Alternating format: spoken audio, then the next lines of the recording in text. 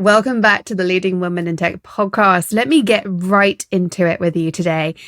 Have you ever caught yourself sugarcoating feedback? Maybe you've softened a message to keep the peace or dodged a difficult conversation altogether because, well, it just felt too uncomfortable. Well, what if you aren't alone? Guess what? Most of us struggle with this. And today, I'm going to talk to you about one of the most powerful communication skills you can develop as a leader: being professionally blunt. Now, when I say professionally blunt, I do not mean rude, harsh, tactless. And I think that's something we really struggle with. We have examples of that going on. I think we have to sugarcoat because that's the only other way of doing it. I'm talking about clear, kind, direct communication that cuts through the fluff, gets to the point, and moves your team forward without confusion, second guessing, or unnecessary drama. Something that all of us need to just never see again, right?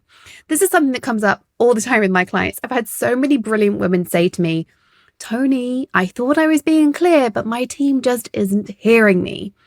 And often the root of the problem, if I'm totally honest with them, they're so worried about being liked, about sounding too aggressive, about triggering conflicts, that their message gets lost in translation. So today I'm going to unpack this with you. We're going to be talking about why we struggle to be direct, especially as women in leadership. We're here for that, right? The emotional and strategic cost of vague communication, what professional bluntness actually looks and sounds like in a great way, and how to start practicing it, even if it makes you squirm a little bit.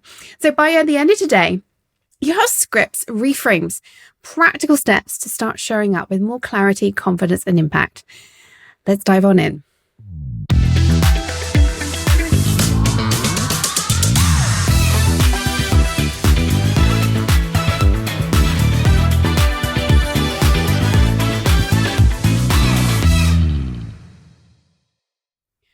Let's talk about why this is so damn hard. Because if you've ever hesitated before giving feedback, soften your words to avoid a reaction, or walked away from a conversation thinking, I should have said more, you're not broken, my friend, you're human. And this applies to us at every stage of our career. I was actually coaching one of my CEO clients just yesterday, and she's got herself into a contract, service-based business in tech. She got herself into a contract that she's thinking, how did I end up here? And honestly, part of it was not being clear enough. There was a bit too much people pleasing going on. We're all human, but as a leader, we need to do better than defaulting to vague, nice sounding communication. So let's unpack why this actually happens. First of all, most of us, especially as women, again, massive generalization, but hey, we've lived as women in a certain culture. So if you're listening to this, you probably understand what I'm talking about here. We are conditioned from a young age to be agreeable, to keep things smooth, to avoid making others uncomfortable, make everybody smile. When you combine that with the high stakes environment we lead in, it's no wonder we default to nice over clear. We don't necessarily know we're not being clear, but we default to nice first, try and add in the clarity around the niceness. It doesn't work that way, clarity.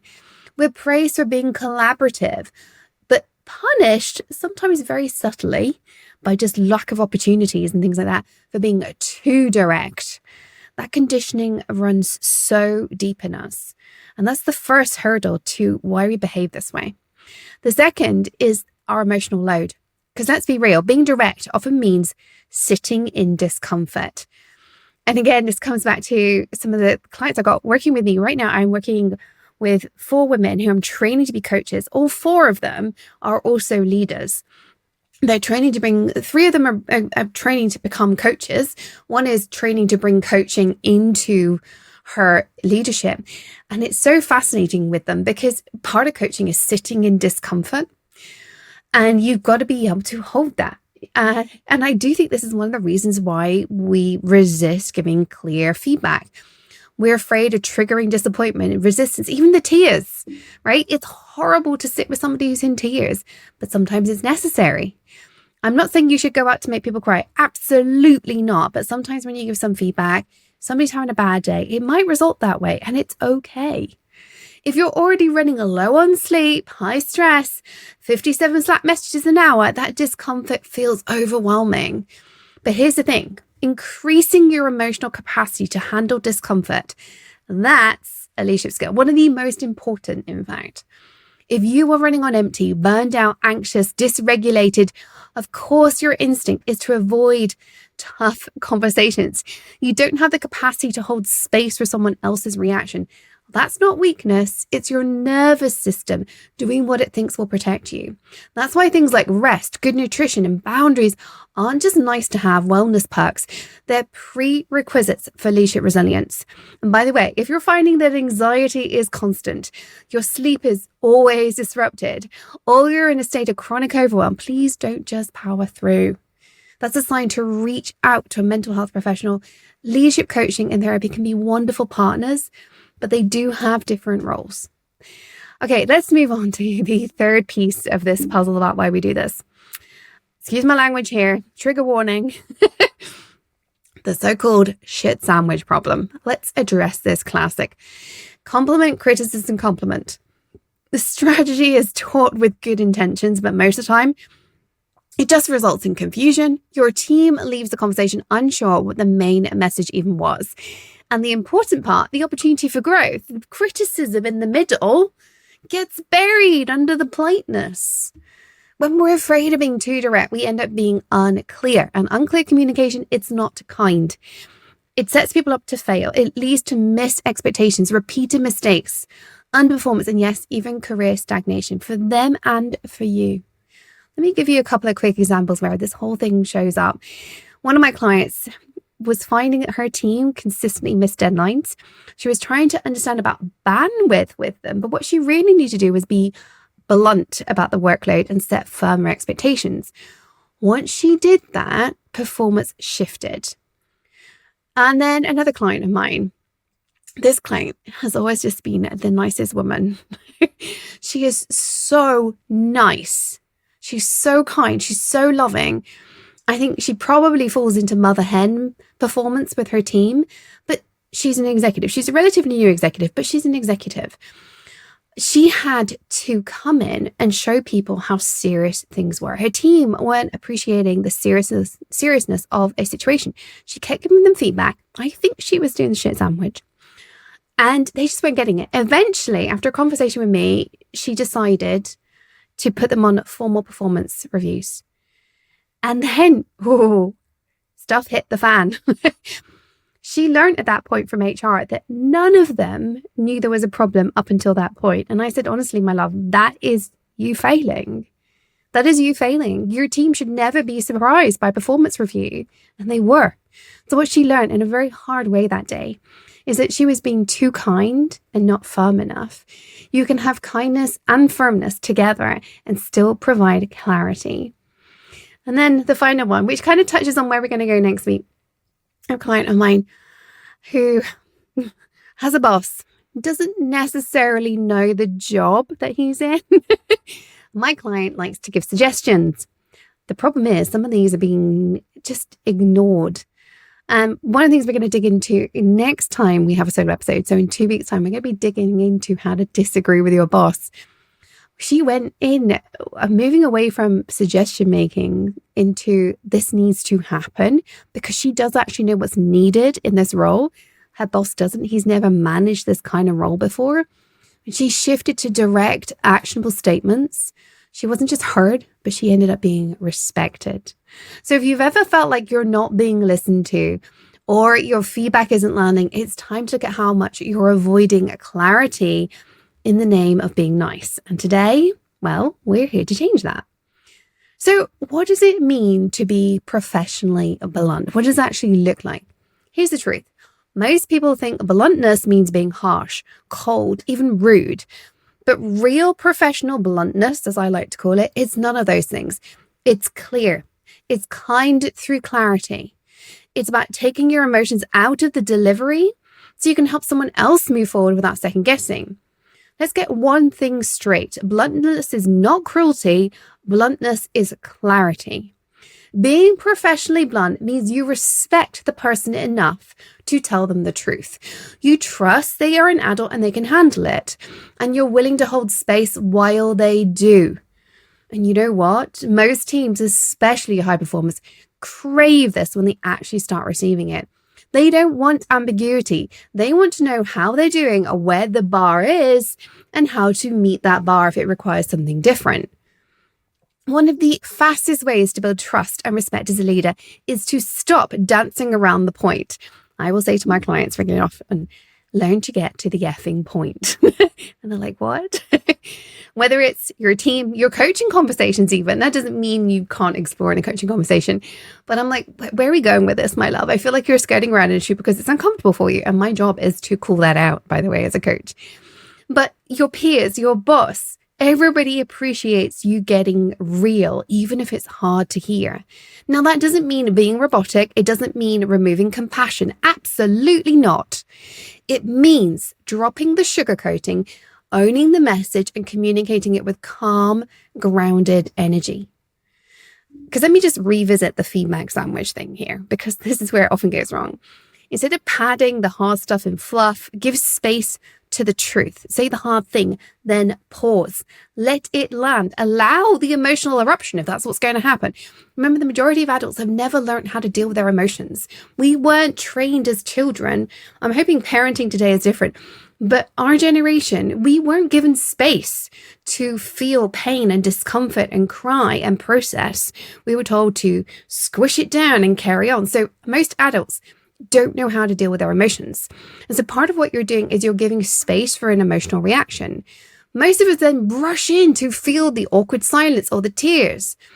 That's where the processing is happening. That's where your team starts to hear you. So don't rush in. Now, there is a warning sign to look for, especially if you're still working on being more direct. Sometimes when we try to be clear, but we're still being disliked, and we're struggling with this because it's new to us, we come out a little passive aggressive. It's subtle, but it erodes trust just as fast as being vague. Now, I see passive aggressive coming out quite a lot because we've tried to give the feedback and it's not landed. We're so frustrated, we start being passive aggressive. You say, well, if that had been done this way, we wouldn't be in this situation because your feedback failed before. Now, I want you to make sure you're looking out for that. If you want to dive deeper on the accidental passive aggressive, check out episode 245, where we go all in on passive aggressive leadership tendencies and how to shift them. There's even a free download in the show notes to help you spot the signs in your own leadership style. So what does all this boil down to? First of all, professional bluntness is clear, direct, and kind. 2, it's not about your comfort, quite the contrary. It's about their growth. And 3, if you want your team to handle feedback well, you have to model how to give it well. Yes, that starts right here with you. So let's get into the how, because it's one thing to want to be more direct. It's another thing entirely to open your mouth and have the right words come out. So let's give you some practical scripts and phrases you can use to be professionally blunt, whether you're leading a team, speaking to a peer, or managing up. Before we dive into specific examples, let me give you a few ground rules. 1, get to the point quickly. Your team doesn't need a 15-minute TED Talk. They need clarity. Examples. The last 2 deadlines have been missed. Let's talk about what's going on. Rather than, hey, so we're doing great in this area, this is great in this area, but the last 2 deadlines have been missed, but we're doing great. That's not going to get to the point. The last 2 deadlines have been missed. Let's talk about what's going on. You're blunt, to the point. You're not assigning blame. You're saying, let's have this conversation. Or, I notice you being quieter in meetings. That's not like you. Can we check in? Don't assume anything about what's going on. Just call out what you're seeing. And by the way, do that in private, just in case I need to state the obvious. Don't do that in the group. Don't say, hey, Sally, I've noticed you being quieter. What's going on? You're not going to get what you need from that conversation. Okay. So that's item number 1. Get to the point quickly. Number 2, do not over-explain. Do not over-apologize. You do not need to justify your feedback with a dissertation. You do not need to say, sorry for having a standard or an expectation. It is your job, in fact, to hold standards and set expectations. So instead of, I'm really sorry, but I just wanted to bring something up and I hope it's okay that I mention this. You want to say, I want to give you feedback that I think will help you grow. Or, this needs to change and I'm here to support you in making that happen. Then the third piece of this puzzle, ask if they understand and give them space to react. This part is so often skipped, but just because you said it clearly doesn't mean they've heard it clearly. Does that make sense? What are you taking away from this conversation? How does that land for you? And then pause. Let them process. Let them feel whatever they're going to feel. Your job isn't to control their emotions. It's to hold space for them. This is where your emotional capacity really comes into play. As a leader, your ability to stay grounded, even if someone else is defensive, upset, caught off guard, is everything in your job. You're not there to fix their reaction. You're there to stay present, calm, and clear. Here's what you can remind yourself in those moments. This is normal. They're human. We are all safe. And when you practice this, you're not just communicating better, you're training your team to receive feedback better. You're building a culture where growth conversations aren't scary, they are normal. But we should have learned this in childhood, by the way, how to sit in that discomfort and figure out what to do next. But many of us have never experienced that. So now as a leader, you get to reteach that by modeling it. You've got to learn how to hold space yourself, and you're modeling how to do that to your team. You do not rush in with a metaphorical sweet to smooth over the hard stuff. It's so many things are taken away from us because we don't have space to feel uncomfortable. This takes me to a YouTube video I saw recently where a child said, "I'm not good at reading." And instead of helping them to learn, the adult in the room offers a sweet to make them feel better. That's what we do when we soften feedback. We give a sweet instead of addressing the thing, and it doesn't help anyone grow. When somebody's struggling with something, provide space for them to struggle, provide space for them to ask for help, provide space for feedback to them to help them solve the problem. Do not offer them a sweet which distracts them from the discomfort. Hold space for the discomfort, your discomfort and theirs. The fourth piece here, use direct phrases. Something like, "Here's what needs to happen. I'm noticing a pattern and it's impacting the team. We've talked about this before. I need to see a change.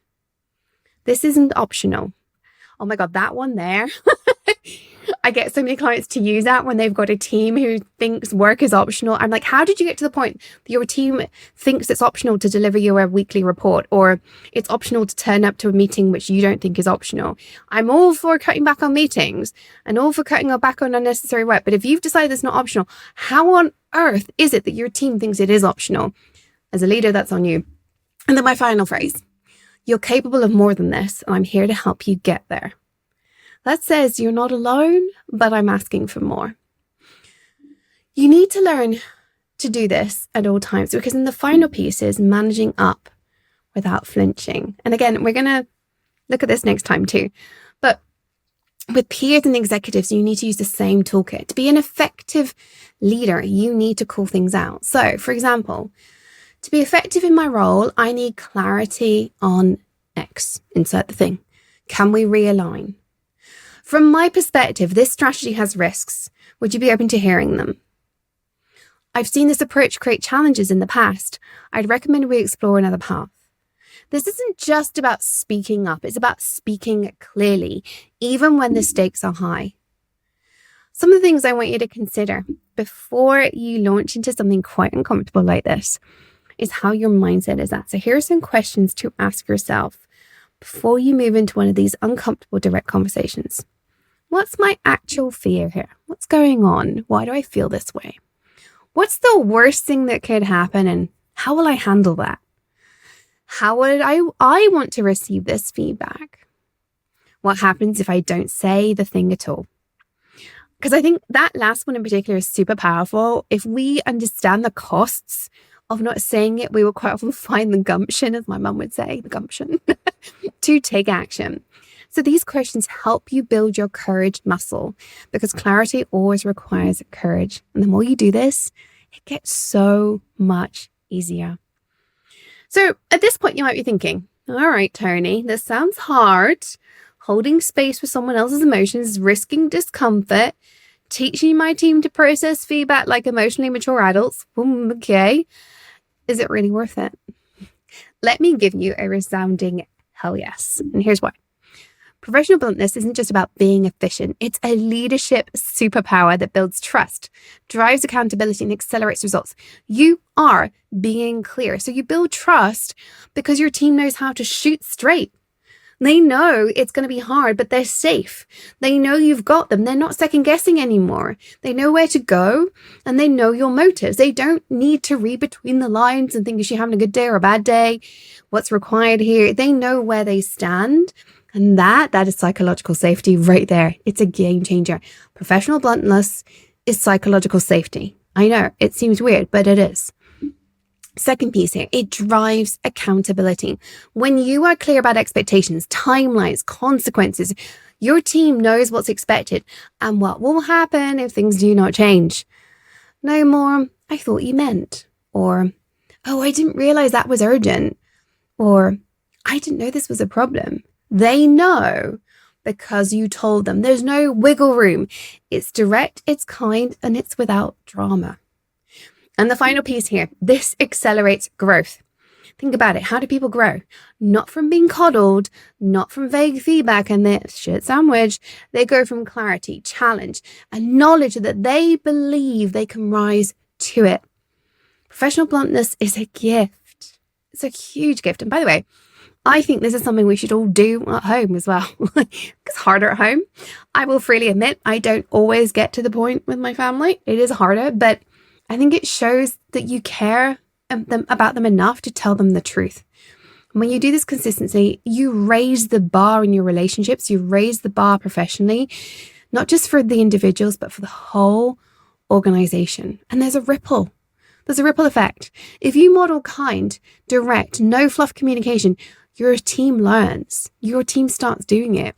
They become clear with each other, with stakeholders, with clients. You create a culture where feedback isn't scary, it is normal, and where performance issues are addressed early, where people know what's expected of them and how to succeed. That ripple starts with you. All right, let's bring this home with something you can actually do this week, if not today. Because listening is great, but leadership transformation only happens through action. So I want you to ask yourself right now, where am I holding back on clarity? Where am I sugarcoating because I'm afraid of a reaction? Is there a conversation that I'm going to have this week that I've been putting off? One that needs more truth and less niceness? You probably already know the answer. That's the one I want you tackling. So here's your challenge. Pick one conversation, just one, baby steps. Decide in advance that you are going to practice being professionally blunt. This means you're going to be clear. You're going to be kind. You're going to get to the point. You're not going to over-explain. You'll give them space to process and you'll sit in the discomfort if that arises. Because this is the work of leadership, not just managing projects, not just delivering outcomes, but building cultures of trust, growth, and resilience. One clear conversation at a time. Let's wrap this episode up. Being professionally blunt isn't about being harsh. It's not about stripping out empathy, and it's definitely not about being the loudest in the room. It's about clear, fair, and effective communication. Because your job as a leader isn't to keep everyone comfortable. Your job is to create clarity so your team can thrive. When you ditch the fluff, stop dancing around the truth, and start communicating with directness and respect, you build trust, you drive results, and you model what real leadership looks like. So here's your takeaway. Start practicing, start small, let it be a little bit uncomfortable. That means you are growing, not just your team. If you're ready to take this skill even further, don't miss the episode in 2 weeks' time, where we're diving into how to disagree with your boss and not lose your job. Because let's face it, sometimes the clarity we need isn't just downward, it's upward.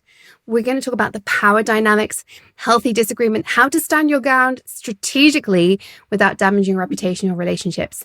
Make sure you're subscribed wherever you're listening so you don't miss on the next episode. And if today's episode resonated, share it with a fellow leader who needs a little bit more bluntness, the kind, in their toolkit. You've got this. Talk to you all next week.